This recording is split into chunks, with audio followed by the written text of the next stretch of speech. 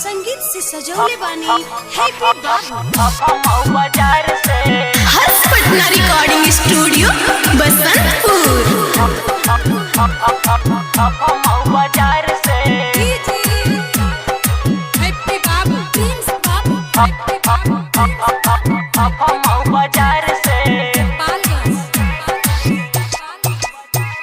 कहतनी बतिया भूलैहा जनी याद से, कहतनी बतिया भूलैहा जनी याद से। सिंदूरवा पिया लैहा जाके फफा मऊ बाजार से, ललिया पिया लैहा जाके फफा मऊ बाजार से।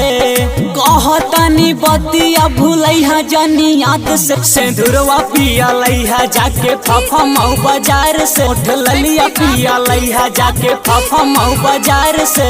हैप्पी बाबू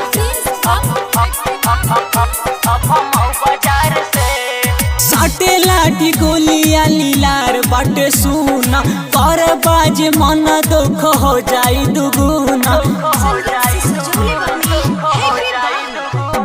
साटे लाठी गोलिया लीलार बाटे सुना, कर बाज मन दुख हो जाई दुगुना।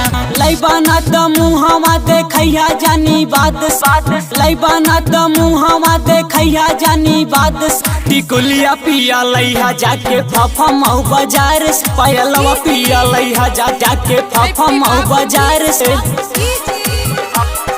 हैप्पी बाबू बाजार से हाथ में के चूड़िया केस में के जूड़ा, सगरी डिमांड हमर क दीना पूरा। हाथ में के चूड़िया केस में के जूड़ा, सगरी डिमांड हमर क दीना पूरा।